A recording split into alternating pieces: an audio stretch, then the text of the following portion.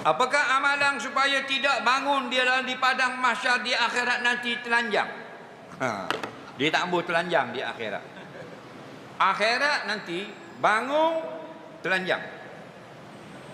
Kenapa telanjang? Kerana kita miskin. Sebab tu kita lahir telanjang. Siapa sini masa lahir pakai kain saping? Siap dengan keris ada. Pakai sekolok ada? Tak ada. Kaya lagu mana pun lahir telanjang. Apa makna telanjang? Bukan seks, tapi makna miskin. Kita lahir miskin, tak ada selah baju pun. Faham? Hidup ni sekarang kaya sekejap, kejap je. Mati kat lagi lanjang pula. Mari tukang mandi mayat, habisnya buka. Faham? Cabut baju kok buang, topi sudu buang, basokok buang, cicing cabut, gigi pelesu cabut, habisnya cabut. Faham? Miskin kita. Tanam. Tutup kain kafan. Betul tak? Dan bangun di padang mahsyar, Nabi kata yuhsyarun nasu yaumal qiyamati uryana, akan dihimpunkan manusia di padang mahsyar telanjang bogel.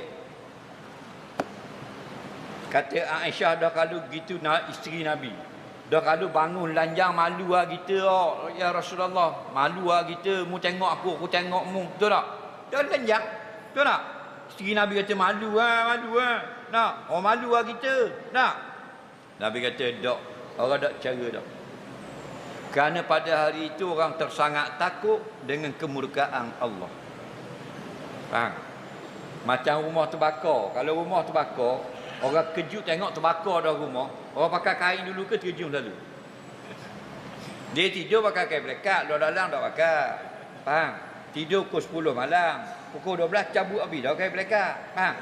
Tiba-tiba sambar buat nyamuk dirasik, ingat di siling. Orang tengok sebelah rumah dia nyala api dah siling nak utuh. Pak mak api. Pak mak bangun tengok api. Pakai kain dulu ke terjun dulu? Jawab. Terjun dulu.